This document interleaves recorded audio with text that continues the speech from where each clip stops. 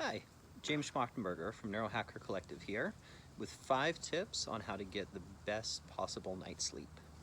First one, and this is the most important one, is to reduce stress. Stress is the primary cause of most sleeping issues. For the vast majority of people, when they're having a hard time falling asleep, it's because they can't get their mind to shut off. And so when you look at reducing stress, you want to look at this from 2 primary angles. One is going to be stress relieving exercises. So in the evenings, doing things like taking a warm bath, going on a slow walk, doing a meditative or mindfulness practice. And that's something that hopefully you can implement right away. And in addition to that, you also want to take a deeper look at your life in general and make a point of noticing where are the areas that you're experiencing the most stress, and is there anything that you're able to do about them.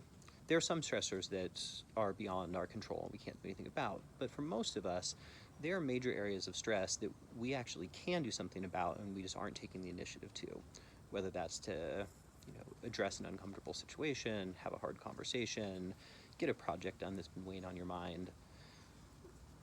It can be a challenge, but it's absolutely worth it. So wherever you can, take a critical look at your life. Notice where there are places that you're holding on to stress that you might not need to, and take the steps to be able to address those. And in addition, start to work on some of those stress relieving practices in those evening hours. Once you've got stress handled, then we move on to step number 2, which is avoiding screen time in the 1 to 2 hours leading up to sleep. Whenever you're looking at screens, whether it's television, phone, iPad, whatever it is, there's a flickering that, though is not visual for most people, stimulates the nervous system. And in addition to the flickering, there's also a particular spectrum of blue light that's emitted by screens that causes hyperactivity in the brain and nervous system and makes it difficult for it to unwind and be able to relax. So as a minimum, you want to stick away from screens for the last hour, but if possible, the last 2 hours before bed. If you've got that down, then we want to take a look at your diet. Not so much what you're eating, though that is important, but specifically when you're eating. You want to avoid eating in the 3 hours leading up to bed. So if your bedtime is, let's say, 10 p.m., you want to make sure that you finished up that last meal by about 7. The reason is that when you're eating, the body has to use a significant amount of energy going into the digestive process, and all of that energy would otherwise be redirected into rest and restoration while sleeping. But if you still have food in your system, then your resources are competing for 2 different biological functions. So if you can allow yourself to get into the habit of avoiding food in that last 3 hours, it will start to make a noticeable difference. Step number 4 still kind of has to do with diet, but is specific to stimulants. You want to make sure to avoid caffeine and any other types of stimulants for at least 10 hours prior to bed.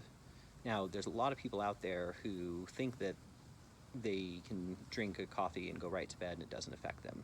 And for a small percentage of people, that is true.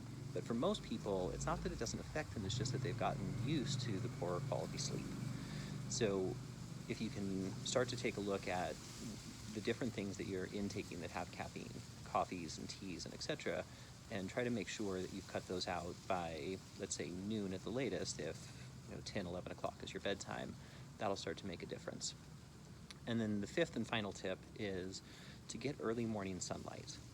When your eyes are exposed to sunlight first thing in the morning, it helps to reset what's known as the circadian rhythm, which is essentially a body clock that tells your body when to produce certain hormones that create both wakefulness and sleepiness.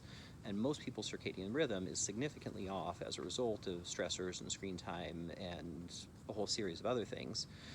But if you make it a practice to allow yourself to get early morning sun, that sends a set of signals into the body that helps to reset the circadian rhythm and will have your body producing more of the wakefulness hormone, cortisol, when it's supposed to in the morning hours, and more of the sleepy hormone, melatonin, in the evening hours. So those are 5 tips on how to get the best quality sleep. I hope it's helpful and supportive on your journey to a better night's rest.